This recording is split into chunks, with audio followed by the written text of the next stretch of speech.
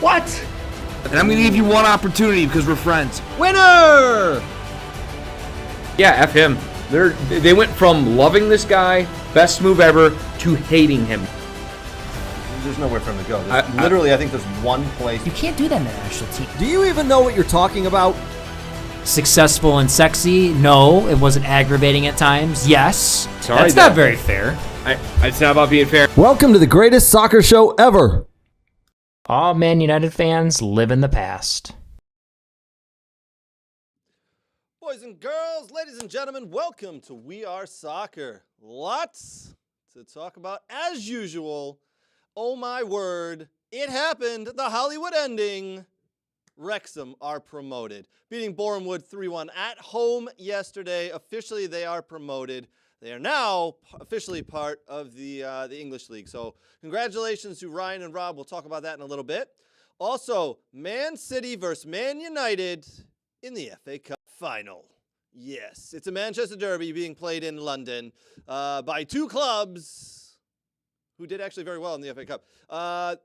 Man United overcame Brighton today on penalties. Man City yesterday winning 3-0 in just easy fashion. Mahrez with a hat trick.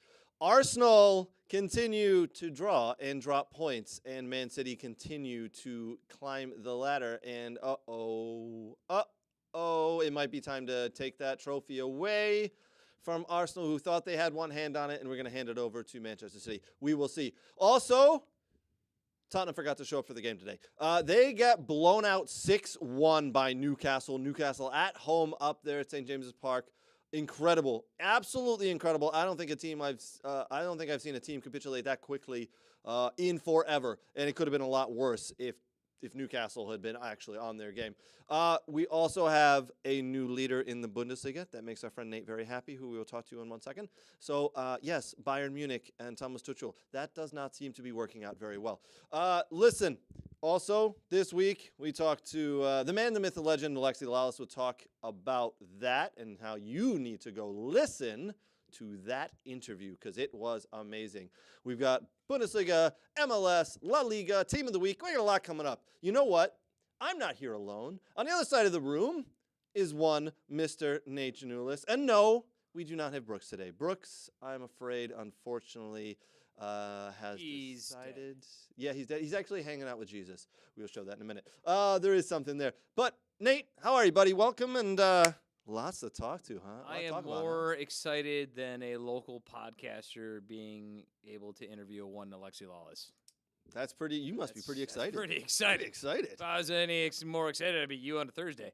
Anywho, to my left, who's not really here, but I'm going to give him an intro anyways because we love him. And even though he is not here, he ran some type of weird marathon as an excuse to go to an MLS game. That's doing the hard work there, buddies. So he's faster than Usain Bolt with a pulled hammy. He can last longer than a stick of double bubble when running. The Marathon Man has got nothing on him. If he was here, he would be to my left. He's single, always wanting to mingle. Mothers, hide your daughters. It's Brooks Slambeer Jr., who's absent.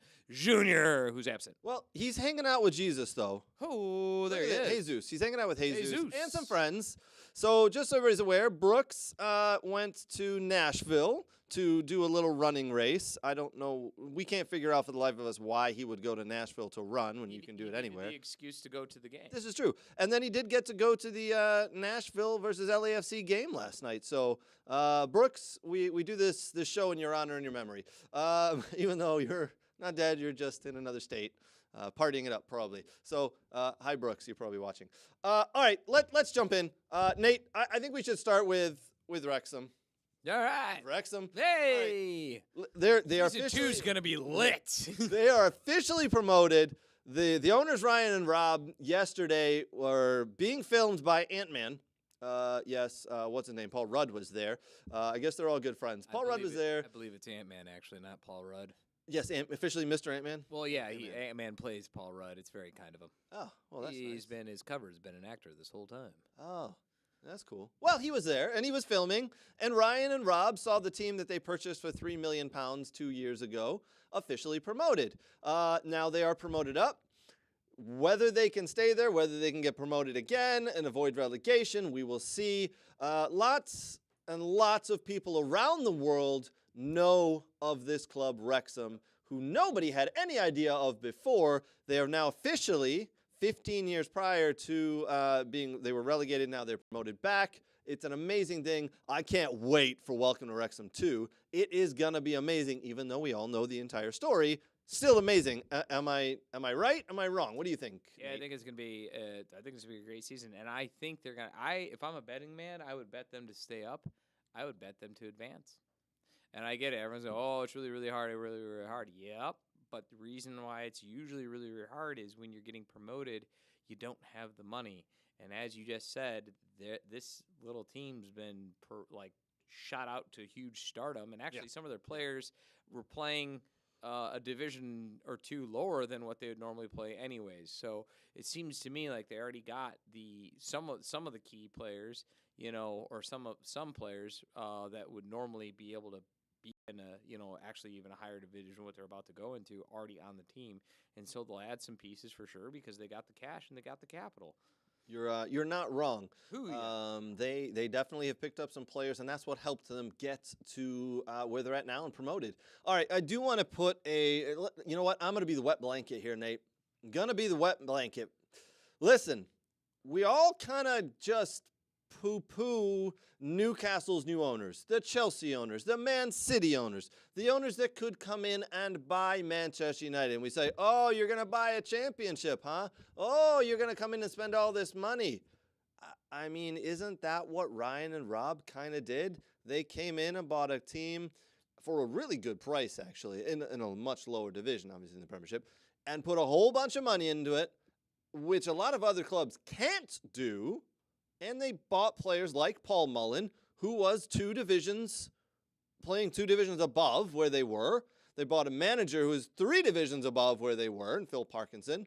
And they said, we're going to pay you a bundle, an absolute bundle. And we've seen Welcome to Wrexham 1, where they had to convince these guys with money to come to them. They essentially bought promotion. It's an awesome story, don't get me wrong. Am I being just weird and being a wet blanket? No, I said this 2 months ago. I just would wish you'd pay more attention to me. It's starting to hurt my feelings.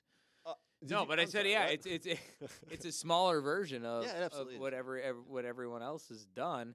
I mean, granted, I think there's more of I don't know how you say a better motivation. I think with Ryan and Rob than those two. It doesn't seem to be totally self-centered. It seems like they really do care about that city. They really do care about the clubs and the fans. So they're doing it right. They're not bully-balling it, really. The players that they bought that were really highly expensive were recommended to them. They didn't know who they were buying. It was just, is recommended to them by who they brought in. And they brought in guys that, basically, would help them do what they needed to do. So it is and it isn't. It's but yeah, it is. It is. I mean, it's such an awesome story. I think we've all just been captivated by the show. Welcome to Wrexham. It's such a cool show. We get sucked in by the people and the fans and how it's a lower level. Let's make sure we're actually up and running here. Are we down there, Nate? Might be. We're down. Uh-oh.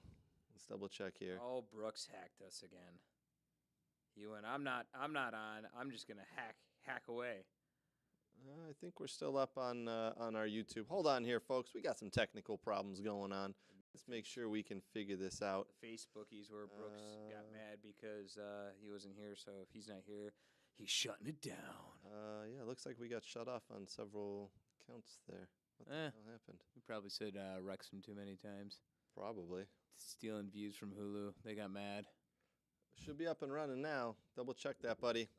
Sorry if you're having technical problems there, folks. It's us, not you. It's always us. It's always us. Let me see. Maybe we got shut down. Oh, the algorithms. Oh, boy. The algorithms and the We Are Soccers do not get along sometimes, if you know what I'm talking about. I can... Huh, crazy.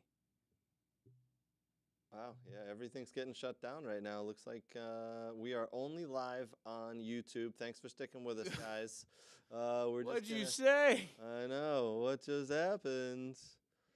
Oh, my. Well, I can always just say that we're live on YouTubes and go from there, the YouTubes. You know what? We are going to take a quick pause here.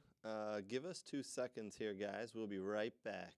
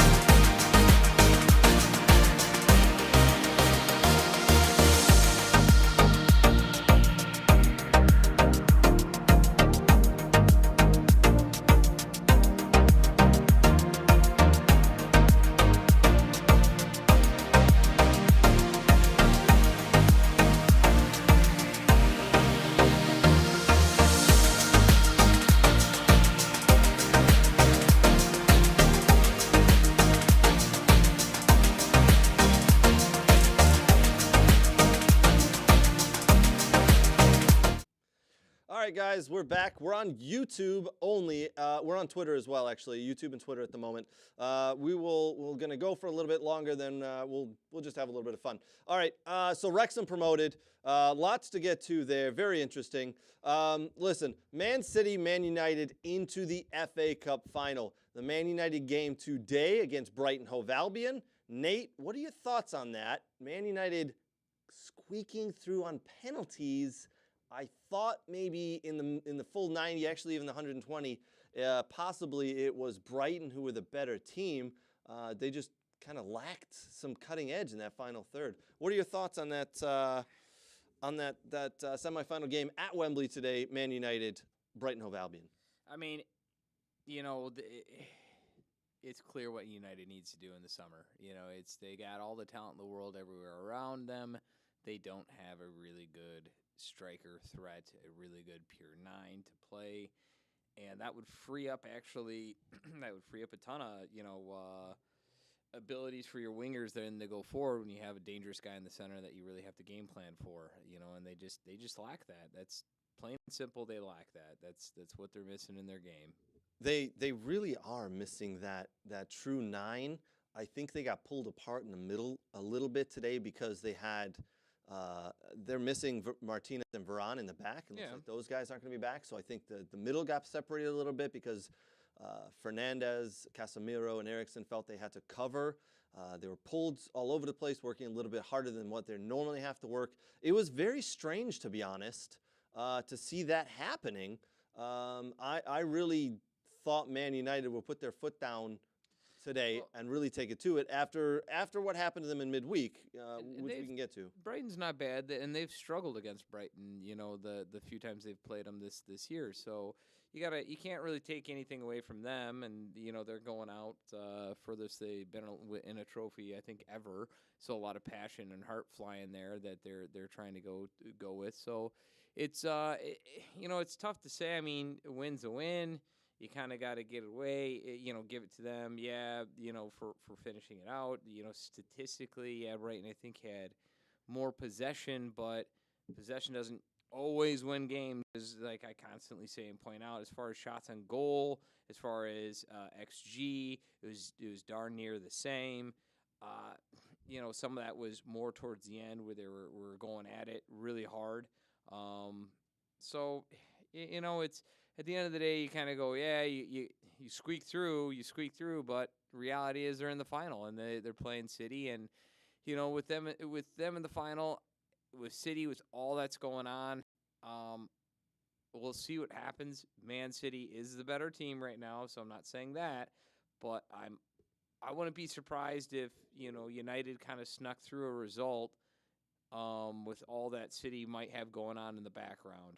With the league trying to win the league, with trying to win the Champions League, and doing all that. So with that said, I don't think their focus is primarily on the FA Cup, where United's still fighting for 4. They're in a decent position, but this is the only other thing they have as a chance to win. So it'll be interesting to see how it goes. It'll be interesting to see what happens.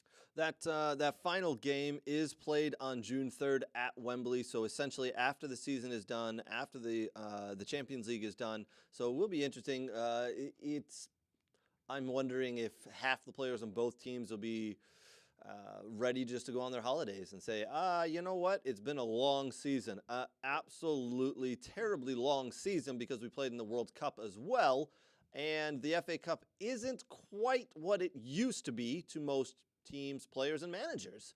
Although it is a nice day out for the English fans who get down to Wembley, as the United fans proved today, and a couple of weeks back when Newcastle and Man United played in the Carabao Cup, the Newcastle fans really showed up in droves, and it's a great day out for fans and who support their club. So they will be pushing their clubs onwards, I have no doubt, but will the players... When was that final again? I don't know, 6 weeks ago maybe? No, the FA Cup final. When? Oh, June 3rd, sir. June 3rd. So June 3rd is the FA Cup final. June 10th is the Champions League final. Oh, I thought it was the Champions League typically is played towards the end of May, but probably since this year, with everything pushed back due to the World Cup. Yeah, so all right, so June 10th is the Champions League final, which Man City could be in. Yeah, they could be. I mean, if they go past Real Madrid, I'm not counting out Real Madrid. I think City should be the favorites to win based on their roster, but the reality is Madrid is Madrid, and they find a way to really do well in this tournament no matter what. So I wouldn't count them out, but say they go forward, you got FA Cup final on the 3rd, a Champions League final on the 10th, where do you think your focus is going to be there? And I have to say it's going to be the Champions League. It should be. It absolutely should be on the Champions League because that's what City have built for, right? They're built for that. But this could be a historic. I mean, so what do you do? historic What treble? do you do though? Do you sit players in fear of injuring? I mean, because what happens if a Haaland goes down? Yeah, it's a great What question. happens if De Bruyne goes out? What happens if Grealish has been playing good and started? What if he pulls up a hammy or comes in lame? So what do you do there? Victor showing up on the YouTubes there. Thanks for joining, buddy. Listen, yeah, that's a great question. But we all know Man City are good enough They're good enough. that they've got a B team that could compete with almost any team in the Premiership. They got a C team that can compete with most teams in a Premiership. Yeah, but where's the focus? Where's all their? With all that being said, I thought maybe yesterday against Sheffield United of all people they would put out a B team, but they went strong. They had all the starters there. They were in. It took 40 minutes to put the ball in the net, but they got the job done 3-0 in the end. Yeah, I really think Pep is all in this season and wants as many trophies as he can. I think he's kind of I hurt a little bit. They didn't get the Carabao Cup trophy. How silly would it be if you injured or a player got injured or something happened? I agree. In an FA Cup with 7 days to go for a Champions League. Yeah, And I agree. to me, that's gotta. If you're in that final, you are probably the favorites to win against either of those Italian teams. Oh yeah, absolutely. Except for Eggman. Eggman kind of counted City out in losing in the final. Who's that? The Eggman. Who's the The Eggman? Smash Eggs. The Smash Egg guy. Oh, Smash Egg guy. We Yeah, talked about this we Wednesday. talked about it Wednesday. That's right. So Smash yeah, Egg guys I got forget. City going down. So and maybe maybe this is how they go down. Maybe. The eggs never lie, Craig. We, Eggs. and the funny thing is, you say that about City, all the games they're going to have and where's their priority. That's sort of happening right now Yeah. with Man United, Mhm. right? They've got some injuries. They got guys who just look tired. Mhm. Casemiro does not look like the same player today as he did 3 or 4 months ago when we said, holy moly, this guy is running the show. He's scoring goals. He's laying tackles and getting assists. Fernandes looks a shadow of the player he was before the World Cup. Eriksen, obviously, we know is coming back from injury. Rashford's been injured. He looks like he needs a little bit of a rest to get back up to speed properly. As we talked about, Varane and Martinez are out. They're going to be struggling a little bit. Do you know what other teams complaining about that?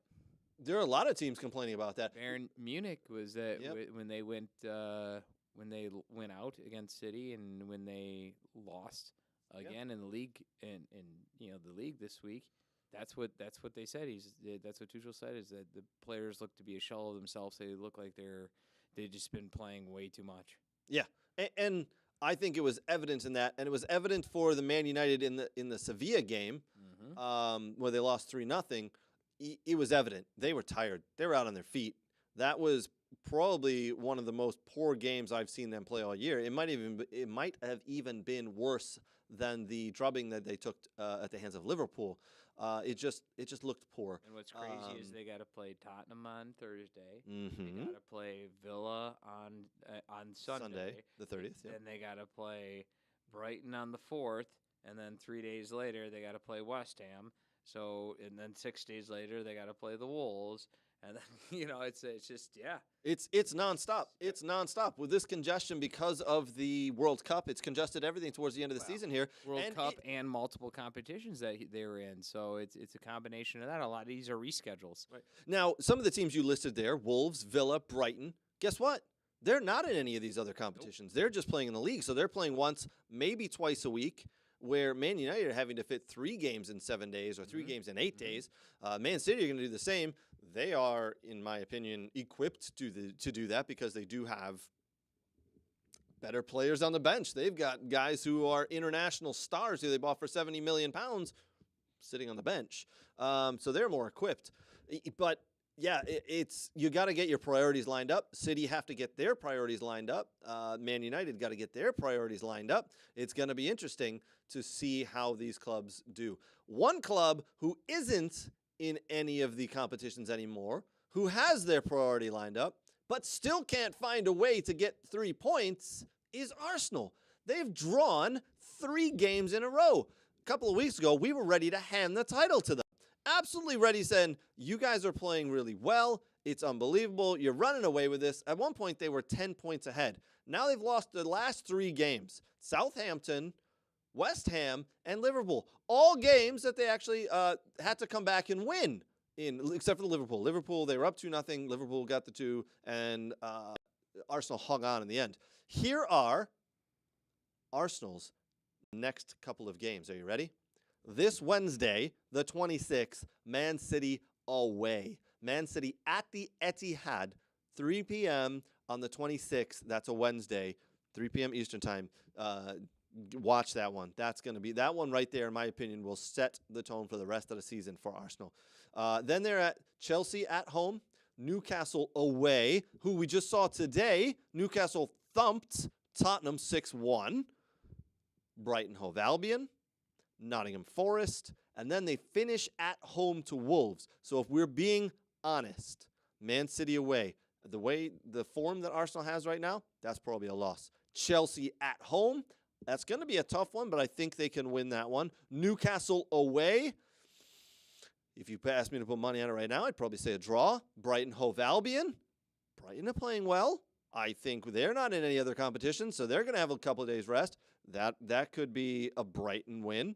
Nottingham Forest, Arsenal should beat Nottingham Forest. And then Wolves will have absolutely nothing to play with. They'll be on the road at the end of the season. That should be 3 points right there. But the title could be done by then. So Arsenal do not have an easy run in towards the end here, Nate.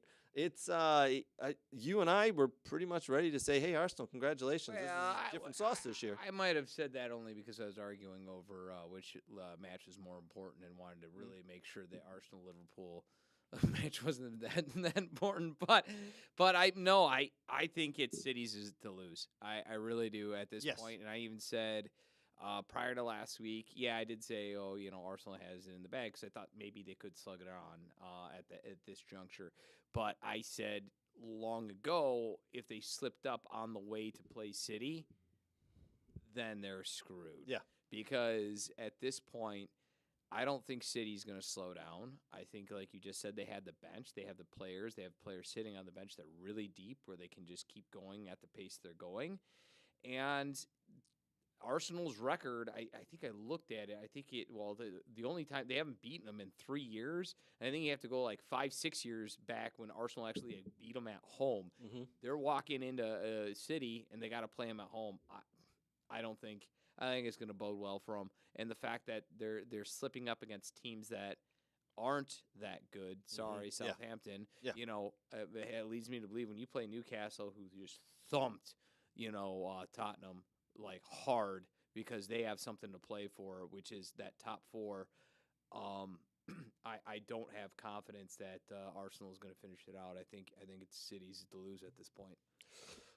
I'm inclined to agree with you. I think City, they might be behind in points in the league. We'll put the table up right now. They're only behind in points because of they're if all things being equal, they'll be 1 point behind, but they got a game in hand, so that's why it's a little bit awkward looking, if you will. I mean, they've got 2 games in hand right now. 2 games in hand, and they're 5 points back. Yep. So you say they're probably going to win those 2 games. That means they're 1 point up. Yeah. I mean, that's how. I mean, you're right. Right now, it is shifted and is now Man City's. I mean, to lose. they're playing Arsenal, which that will be the deciding game right there. Fulham, that shouldn't be a problem. West Ham shouldn't be a problem. Leeds shouldn't be a problem. Everton shouldn't be a problem. Chelsea better not be a problem. Brighton won't be a problem. And the only team that might, and it's weird to say, is Brentford there, who's trying to move up into the Europa spot. Yep. But I think they truck through multiple of these teams, no problem, where Arsenal, like you said, have to play Newcastle and have to play your Aston Villa, which, they've been playing. Oh, funny thing about Aston Villa, can I segue real quick? Oh, go for it. It was a painful conversation I had to have. Ooh. So I had a buddy over. We were watching. And he goes, "Yeah, I really want to get into soccer, but I don't want to jump on like the best team, And I was like, Man U. And he's like, "No, I don't want Man U. Everyone's a Man U, blah, blah, blah. And I don't want the team who's winning right now or always won in the past." And I was like, "Shit." And he was like, "Yeah, I really, I want a decent team with some history." You Right. don't say. And I Some went, history, huh? And a decent And sized club. these were the exact words. This is going to pain me to say it, and I have to tell Craig later, and he's just going to laugh at me.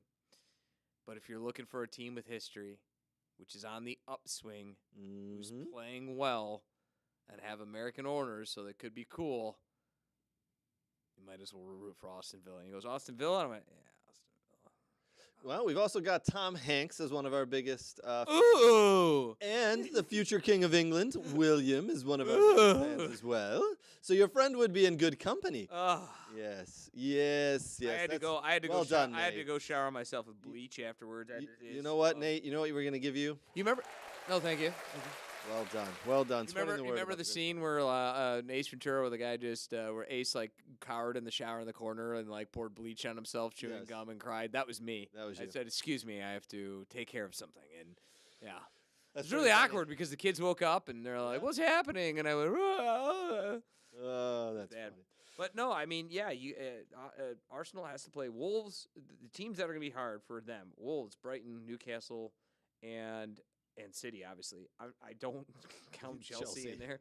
I mean, but you never know. Like if they somehow get their, if they somehow never get their act together, and if I somehow like win the lottery, are somehow equal in sentence, and then Nottingham Forest. I'm going to say this about Nottingham Forest.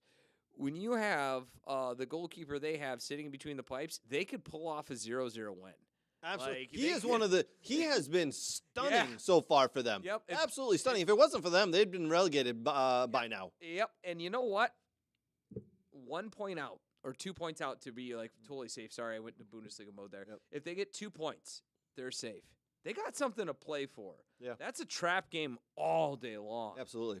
All day long, especially at Forest. Yeah. A game we mentioned earlier, the 6-1 drubbing of Tottenham, Newcastle over Tottenham today. I watched, and it was incredible to see how poor Tottenham were today. Absolutely incredible. So they didn't get a new coach bounce? No. I'm not kidding when I say it could have been 12-1. Hugo Lloris was pulled at halftime. The official announcement from the club was due to injury my ass. He, I'm sure, lit his defenders up at halftime, and at that point was probably just pulled because he was terrible himself. Don't get me wrong, he was terrible. But the shots that were let in due to the lack of effort on Tottenham's part absolutely blew me away. Spurs. Wow. Harry Kane, if that is not your cue right there to leave and get out, he's I gone. don't know what is. I'm sticking with my prediction. I predicted it 3 months ago. Harry Kane is going to Bayern Munich. Bayern Munich have suffered some defeats with Tuchel. They are now second in the league. I can see them spending some money this summer. Harry Kane to Bayern is my prediction. We'll see if that actually happens. But yeah, it was poor. It was absolutely poor. Hugo Lloris, you got to leave. Perisic, you're not very good anymore. You're too old. Leave. You can't have Eric Dyer as a center back. That is terrible. Højbjerg, no, exposed again. Heung-min Son deserves better. He's a great player, playing just not the players around him, and obviously Harry Kane. So here's an here's what the big $1 million question here. So since we brought up Chelsea as well, one Julian Nagelsmann was originally being taught after at that job for Chelsea, and all sources say that he's pulled out himself. He said, "Nope, done."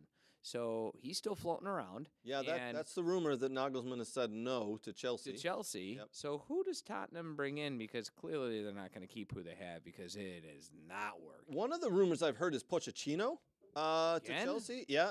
Round No. two. Yeah, no, he hasn't been there before. Pochettino could be ready to go to Chelsea. Is the rumor I'm hearing? I'm sorry. I was talking Tottenham. Oh, I'm Going sorry. into Okay, Tottenham. going to Tottenham. That's where I said round two. Yeah, I don't know who's going to go there. I could see Pochettino absolutely going to Chelsea. That has hey, I'm going to spend a lot of money, Todd Bowley written all over it, you know. What's a worse situation right now? Tottenham or Chelsea? What's a Tottenham. worse situation? Tottenham, 100%. That's a worse situation. Oh, yeah. Because half your team wants to leave, right? Well, not only does half your team want to leave, but they don't historically seem to spend money for players they need. And you have an inept owner where yeah, Bully's an inept donor, but I think he just throws around money for fun. So, which will cause problems, but that's more on the financial side. At least if I'm going in as a manager, I can look at some of the players that are coming in because they do have talent coming in. I mean, Chelsea, I can't say this enough. Nkunku is going to be awesome when he gets there. It just he's not coming there yet, right? Yeah. And so you have talent. You will have talent. You could talk your owner into buying more talent if you wanted to, because he doesn't seem to be afraid to spend. So I would say Chelsea would probably be the better situation, and especially being out of all competitions, you could focus only on league stuff. Tottenham actually might squeak into Europa, maybe, and which could mess things up. They will be there. I think they'll get their stuff together and they'll be there. And their ownership's pathetic. So it's. I would say Chelsea for sure, but to me that's the question though, is who's going to come into Tottenham here and take over? And honestly, why not Nagelsmann? You look at Munich now, and we'll talk a little bit more about this, but I believe Nagelsmann had 3 losses in the year. Yeah, that's why he was fired. Has 3 losses, like the last 3 games they've played. So it's clear to me on who the better coach was at that club.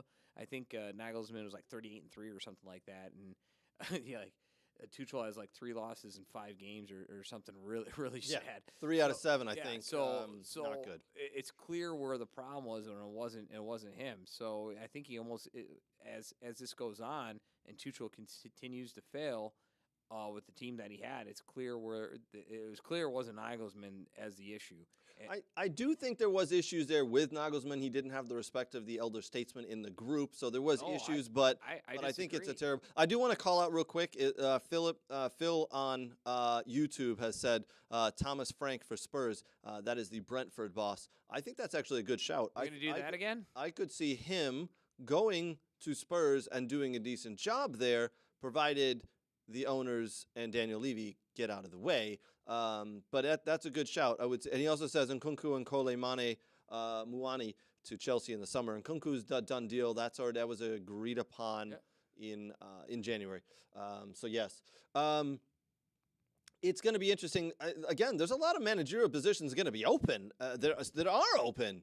There's a lot of interim managers. Leicester, they don't know what they're doing. They got to win yesterday, so they moved up. They've got an interim manager there at the moment. Obviously, we know the situation with Chelsea. We know the situation with Tottenham. Listen. Can't wait to see Jesse Marsh's name thrown around some more. Well, okay, so let's... Marsh to Tottenham. Yeah. Let's go. Well... Why don't we jump in right now and talk about that? Because, let me find my notes here.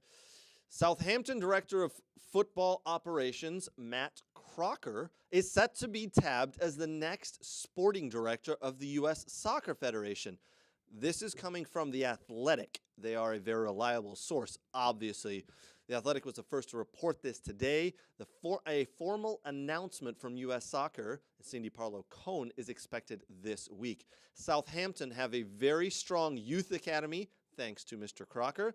He helped England win youth World Cups, U17, U20s, in the last couple of years, and he wanted to hire Jesse Marsh at Southampton, which is very interesting. Jesse Marsh turned them down because he wanted a longer contract than what they were due to give. So Mr. Matt Crocker, 47 years, I believe he's 47, a Welshman, has been with Southampton previously, went to the English FA, helped build up that youth academy, came back, and has been at Southampton since 2020, took over there just after the end of the pandemic. He put the SFC playbook into in that club, which is the Southampton Football Club playbook, which is what they do from the youth level all the way through to the senior level. They play the same style, the same tactics, so that they can groom players up and not have different styles and formations in the different levels within the same club. So it's called the SFC playbook. He was responsible for that, for what we understand. An independent company came in and helped the U.S. Soccer Federation pick people to interview and to potentially look at. He was on that list. U.S. Soccer have interviewed him, and they have reportedly, it's not official yet, hired Matt Crocker, and he is leaving Southampton to join here. He is officially going to be the sporting director here for the USA. And one of his first jobs in charge is finding a general manager and a new head coach. Again, he was part of the group at Southampton who wanted to bring in one Jesse Marsch. Jesse Marsch, as we know, highly touted for the USA job. Whether it happens, I don't know. It's pretty interesting, though, is it not? I mean, I could see it happening, Nate. I can see it happening. So let me just read something here. Please do. Crocker helped the FA establish the England DNA, in quotations, the playing and coaching strategy within the national team setups. England DNA was a blank sheet of paper, and there was an opportunity to align a pathway from the junior teams to the senior teams, working with people like Dan Ashworth and Gareth Southgate. Crocker said in an interview with The Atlantic in 2020, shortly after taking over at Southampton. I, at first, was like, but why? Then I sat there and thought about it and went, not part of the association, not from New Jersey, fresh face, and a real fresh face to kind of do stuff. And, now learning or hearing that, and then also overseeing the U15, U17, and U20 English national teams on both the men's and women's sides, I don't know if there's a better person out there to do it. That sounds to be, and I hope that this is a real deal here, because I think it could be really good and really great for our national team to really set up a decent foundation and a better player pathway than what we have here, which would be immensely difficult, and that is, I think, the biggest hurdle we have because of how vast and big our nation is and how many different intertwining leagues and different paths there are. Yeah, I agree. I think this, on the surface, looks like a very good hire. It looks like this is a very good thing. Obviously, Southampton this year they're going to be relegated. They're terrible. They're absolutely terrible. Well, and but it's they're already youth players, official. and they've sold a lot of players over the last couple of years, and that's probably not on him. And officially, he's not coming back. Now, where Yes. he's going, that's a big question mark. But officially, he is gone. That is the official statement, is he's not coming back.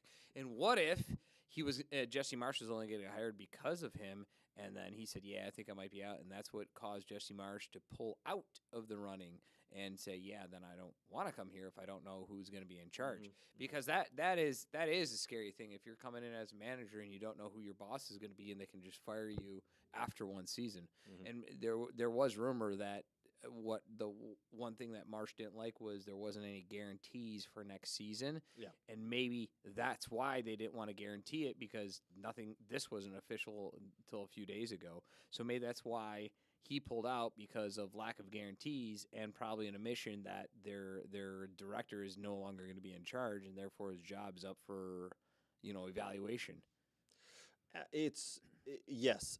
Just for the record, Jesse Marsch also was in discussions with Leicester, pulled out of that because he couldn't get any guarantees there either. We have Phil on YouTube saying Thierry Henry needs to be the appointment and needs to bring Florian Bullock.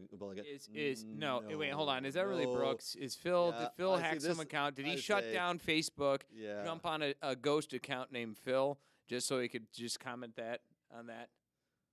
Let's get Thierry Henry and a guy who has zero good qualities about him when it comes to coaching. Yeah. All right, Nate, why don't we jump real quick? I want to talk about the Bundesliga. Oh yeah. Ooh, the Bundesliga. Because Bayern Munich and Thomas Tuchel came together a couple of weeks ago, and it has not been going as well as they had hoped. And they slipped up against Mainz. Mainz, of all teams. This weekend they lost 3-1. Bayern, I'm sorry, it's not good enough, because now you're in second place to Borussia Dortmund, the BVB. They are now in first, and they are leading. Why don't we quickly put up that table? Oh yeah, rail? because right now the table is everything I hoped and dreamed for. Yeah. Except I wanted Union Berlin to be up there, but I'm okay. It's literally everything over the weekend that I wanted happened, and Well, it just. You got a draw for Stuttgart as well. That's the nice. Schwabisch derby, Schwabisch, Schwabisch. because Augsburg happens to be the Bavarian Schwabisch side, and Stuttgart is the Baden-Württemberg Schwabisch side. So yeah, it's a common derby. They're about an hour away. Tough match. It's in a way, and they pulled off a tie actually, which wasn't too bad after going down and kind of, they, I don't want to say dominated the game, but they looked a better team after going down. They had more possession, more expected goals, more shots. Shots on target was higher. So they really, they slipped up that with the first goal, but then after that they really were going forward. And man, they're exciting to watch right now. And I really like what the new coach is doing, and I hope. I hope he stayed on for multiple years, but I hope they stay up.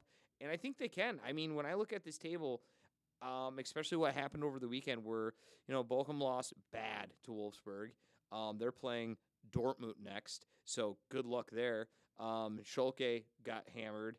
Hertha didn't look good. Hoffenheim lost as well. So all the teams, and then Augsburg tied, just kind of sitting there. All the teams that, were in and around kind of either dropped points or stayed the same, which, bodes well for my guys. So I was happy there. And we'll see. Yeah, Munich is really, really, really struggling. They shouldn't have lost to Mainz. They scored first, and then Mainz just clicked back, and Munich just never came on. On the flip side of that, Dortmund looks to be cooking now that they got all their guys in that they wanted to, and they're looking like the lineup they wanted to have the whole year. Adimani, Mali, and Haller are really cooking in. Adimani with the double assist, Mullen with 2 goals, Bellingham with a goal.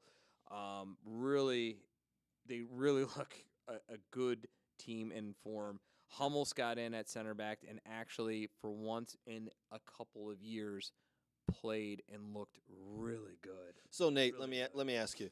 Bayern right now they're at 6s They're in and 7s, trouble. but they're in real big trouble. They can't seem to grasp what Thomas Tuchel's laying down. Well, they can't seem to figure it out.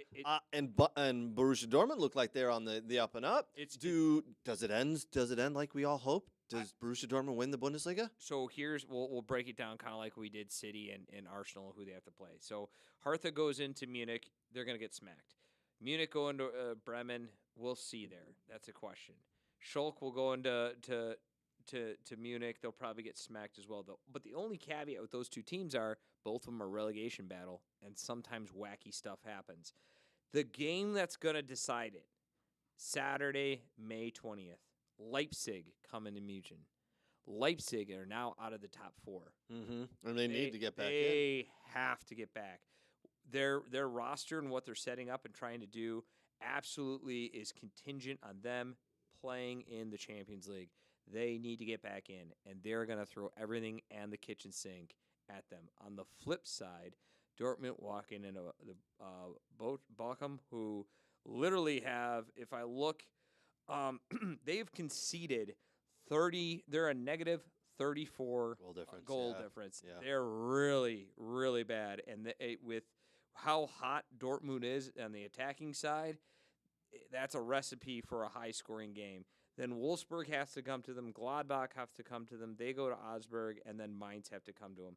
So 3 out of their next 5 games are home, and they're all from teams below the top 10, where Munich has to play. Actually, with exception of Mainz, are all below the top 10. Munich has to play Mainz and Leipzig, who are battling for something and above the top 10. So if you ask me who has the easier route, I think Dortmund has the easier route, and I think it's theirs to lose. And I think they have enough players and to continue going here. It's another interesting battle. We got in both the Premiership and the Bundesliga battles at the top and the bottom. Entertainment. I mean, just pure entertainment. What more can you ask for? This is what we were hoping for in the Bundesliga, because in previous years, Bayern I think they've won 11 out of the last 12. 10 out of the last 11. Okay, 10. okay. Jeez. Who's counting 10 out of 11? Come on. But they've run away with it in multiple years with multiple points, and it's over by this point. And the only thing they're concerned about is the Champions League. At this point, they're out of the Champions League, obviously. They're struggling in the Bundesliga, and here come Borussia Dortmund finally playing well, and they could pip them at the end. It's what we've been hoping for, and the same's happening in the Premiership. Because usually what happens isn't that so much that Munich is so strong, it's the other teams slip up here and there. And Dortmund have slipped up, but Munich has just slipped up more than Dortmund. Neither team, neither Dortmund or Munich, are in anything else but the league right now. So it's going to be a race to the end, and that's all they have to focus on. And I think with Dortmund jumping ahead with that 1 point, I think they have that ability to just sit there and focus on it and just win out. And we'll see what happens. I think Munich has all the pressure on them, and especially with what's going on in the locker room, especially with their coaching change and obvious frustration going on. And I really do think pulling Nagelsmann out was a bad thing. I know you keep saying, hey, there was uproar from senior players. All the senior players that I have heard interviewed all said they were shocked and surprised by him leaving. All the ones that count. Sure. All the ones that, like, your Kimmich, your, Goretzka going, I can't believe he's gone. Like, what happened there? So I think that having that happen when it did completely tipped the apple cart, and any issues and frustration going on with that team got boiled straight to the surface, and that's when we heard the punching incident and everything like that. Yep. And I just think I think you have a divided, split locker room right there, and Tuchel is trying his best. I don't think it's necessarily all his fault. I put a lot of that on the board. They should have let Nagelsmann finish out. I think it's 100% on the board. Yep. Salihamidzic, however that. You were in all three competitions. Kahn. They were in all three competitions until they fired Nagelsmann, and then they're out of all three 2-3 weeks later. So yeah, I mean, it's you tell me. You know what I mean? Like, was it really that bad? And yeah, they were behind Dortmund, but they were about to play Dortmund, and that I was confident the same result would have happened. The rumors that I've heard are that obviously Nagelsmann was dating someone who worked for the major publication of Bild, and that he was passing along information. There's other things that the board weren't happy with him about. Regardless of that, on the field, the results weren't bad. 3 losses out of like 40 matches, and none in the Premier, and none in the Champions League. And then they fire him. It's not looking good for the Bayern board. That looks like a huge mistake. Yep, and I get it, but I think they could have managed it a lot better. If you ask me, I think they could have had a deal in place with Tuchel in the background. And let Nagelsmann finish out and just did it in the secrets of the night, if you will. Yeah, it's obviously like they didn't have any faith in him to get the squad that's back what they on said. track, and it's well. So I get it. Listen, I get it. Thomas Tuchel was there; he's available, but I agree, Nate. It was a strange timing, and is in hindsight a terrible mistake that we all look at and go, duh. Yeah, and that exactly was what they said, is that coming back from the World Cup, the results just weren't there. We laid it down. Yeah, the results were kind of slow and bad and lacking, but you were still kind of there and in it. Yeah. Now, and again, maybe it wasn't. I mean, maybe it's not Tuchel. Maybe it was just the fact that it was slowly degrading, anyways, as it was. But yeah, it's not. It's definitely not good right now. No. All right, let's get to some other pieces here. I do want to alert everybody to the Michigan Soccer Central podcast this week. Open Cup coverage and a conversation with a brand new USL2 Great Lakes Division head coach. Check out Michigan Soccer Central on all their social channels. They do a really nice job. Dan, Robert, and Brooks there. Listen, coming up this week here in Detroit, we have Detroit City FC taking on the Loons from Minnesota. Minnesota United are visiting us here at Keyworth Stadium Tuesday night. Detroit City have not played well. I believe it's been over 300 and some odd minutes since they scored a goal last. They're struggling at the moment. I think they will get it back on track. I don't know if it'll be against the MLS side, Minnesota United, this Tuesday, but at some point they will start scoring goals and will start racking up some wins. They're just in a little bit of an early season slump here and struggling a little bit. I did talk this past week on Thursday to one Alexi Lalas, the man, myth, legend, the guy who loves to divide people. He loves to put questions out there and throws little grenades in. He loves it. I spoke to him on Thursday. An awesome, awesome dude to talk to. Let me tell you, one of the best interviews I think I've had in recent times. He talked about Detroit City FC. He watches them regularly. He knows them. He's a part owner, not a real owner, but he contributed some money and bought shares in the club. just as many of us did back during the pandemic.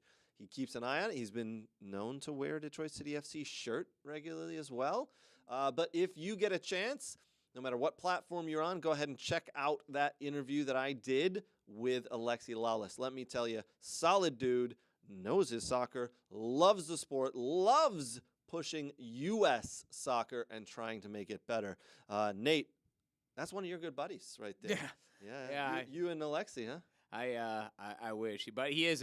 I mean, yes, I've ran into him twice in the convention, and he is a really nice guy. And I always say that because even just besides running into me and humoring me with a small conversation, like I saw him on the convention floor just talking to people left and right, and just a very approachable dude for a guy who, is famous, has a podcast, his Fox, analysis. Not a lot of people are like that, and he doesn't.